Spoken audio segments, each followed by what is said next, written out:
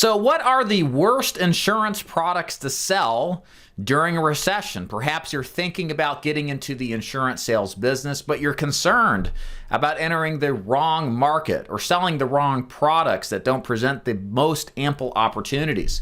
If that's your concern and you're looking for some guidance on not just what to stay away from, but also what direction to head towards as far as better products to sell in good and bad markets, then this video is absolutely for you. And we're going to jump right into it. So the product here first on the list here that I would heed caution to is selling what's called mortgage protection life insurance. If you don't know what mortgage protection life insurance is, essentially, it's when you buy a home or refinance your existing mortgage, your name is then added to a list of people who have just done that. And then there are many different marketing organizations who then send you direct mail or who solicit you on different media platforms to fill out a form and request information on programs to cover your mortgage or maybe pay benefits if you get sick or ill or die. This is what's called mortgage protection insurance. And the problem with mortgage protection insurance is that it's directly cyclical and related to the health of the economy. Quick story, I got started in this business in 2011. When I was searching for a job opportunity to sell insurance, it was right smack dab in the middle of the Great Recession. Some of you remember that. And the one thing that I noticed back then was that there was a lack of opportunity in selling mortgage protection compared to today and really over the past couple of years. Because mortgage protection went out of style because, simply put, the entire housing market went out of style. And when people stop, therefore, buying and selling houses, or when rates go up and refinancing just doesn't make much sense, then you see a commensurate decrease in interest in filling out leads, requesting information on mortgage protection, etc. So my opinion is stay far away from mortgage protection. If you feel like the housing market might fall apart, you might find there are less and less leads to buy and more agents vying for that limited pool of leads, thus more competition and less opportunity. Number 2 on the list here are ancillary products. So an ancillary product is something that is an insurance product, but it isn't absolutely necessary in order to have. It's not like something like health insurance, or maybe even arguably like some forms of life insurance. Sure, it's helpful to have, but when push comes to shove and finances are crunched, it's not an insurance policy that is necessarily going to be a requirement in order to have.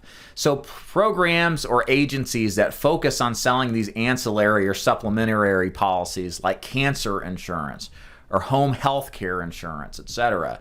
These are the ones that are probably going to feel the heat more in a recessionary environment where the perception, at least, is that income is limited and there is uncertainty in the air, and maybe buying something that, would be helpful in an occasion where you would get cancer is maybe something they could instead push off instead of getting some other kind of insurance that we know is absolutely necessary, like a health insurance product.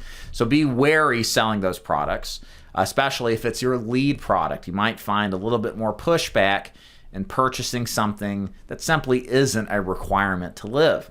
Third on the list here, and this may be a little surprising, is Medicare supplements. Now, I love Medicare supplements. The quality of coverage one gets from Medicare supplements is incredible. But the problem with Medicare supplements, again, in a recessionary environment, especially in lieu with the other options out there in the Medicare space, such as a Medicare Advantage plan, become more and more pricey. And while the quality of these products is fantastic, maybe somebody who's on a fixed income gets weary of spending $100, $150, maybe even $200 or more a month for a supplement, and could then maybe therefore switch to a $0 premium Medicare Advantage plan, which doesn't cost them a monthly premium, but is also rich in perceived benefits. So I don't think Medicare supplements are going away by any stretch, but I think there's going to be more decision making over buying a Medicare Advantage plan because it doesn't cost a monthly premium versus a supplement. Yes, the quality is better, but it's more expensive. Of course, people will continue to buy the supplements, but I wonder, and I think perhaps we'll see more and more people buying Medicare Advantage plans because of the difference in simply what comes down to the monthly premium, especially in a recessionary time. And then last on the list here is commercial insurance. I just mentioned this because if small business or business slows down and businesses begin to look at their budgets and look for ways to pull back on expenses, insurance is always something that is perceived as being something that can be shopped around or commoditized and maybe reduced or eliminated in some cases. So I don't think, again, commercial is something that is always going to have a market. But I think the impact, because the economy is in a shrinking mode versus an expansion mode, is that the opportunity to sell commercial insurance will get harder instead of easier. So those are the ones to stay away from. But Dave, what about the opportunities that will not change or maybe even get better in a recession? Does that exist? And the answer is absolutely yes. Of course, some people are going to accuse me of being biased with my recommendations here, but my argument back would be, well, I run an agency. I want to sell insurance products and recruit agents to sell insurance products that don't matter depending on what the market does. Because I lived through that. I lost my personal training gym during the Great Recession, which drove me into the insurance business, thank goodness. But I kind of came into this business with this experience of I'm never getting involved with another business where the factors of success are out of my control. So what are those business lines in insurance sales that really do the number, that are recession resistant? So a couple of course, come to mind. Final expense. Final expense is great because it's sold to seniors already on a fixed income. Uncle Sam pays them every single month. The people we sell to, yes, are closer to death. So a life insurance policy is more of a realistic and tangible buying decision than somebody who's in their 30s or 40s who may consider maybe putting it off. You know, bad things happen to other people type of mentality. So final expense is something that I see as being more and more engaging. Even with a drawback in the economy. We saw this really in the Great Recession. For example, Lincoln Heritage grew tremendously as a captive agency that sells a little higher priced product, even while different agencies or different business industries were struggling. Lincoln Heritage, kind of as a litmus test for all final expense, did very, very well, and that's likely to continue because on top of that, we have this huge baby boomer trend of people turning older and a larger percentage of the population turning older. Therefore, the buying mentality for final expense will continue to bolster this despite a potential for a pullback. Also, a big believer in Medicare Advantage. Medicare Advantage are zero premium dollar plans. They're very much like an employer-based plan that employees get, and they're getting better. The quality of the plans are getting better. There's more stability in the market. And again, same deal. There is more and more people who are on Medicare every single day that need some help with choosing which plans work best. So I don't see the Medicare Advantage market slowing down anytime soon. Of course, I like annuities too as well.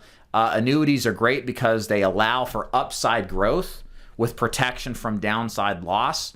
And a lot of people who are retired don't want to lose their life savings. They saw what the Great Recession did. They saw what the dot-com bust did even further back. And they want to make sure the money they've worked so hard for over their life stays in place and is protected. And annuities do that. And a lot of people are going to be attracted to those if the stock market collapses and loses value. And of course, last but not least, are ACA plans, Obamacare, Biden care, Trump care, whatever you want to call it.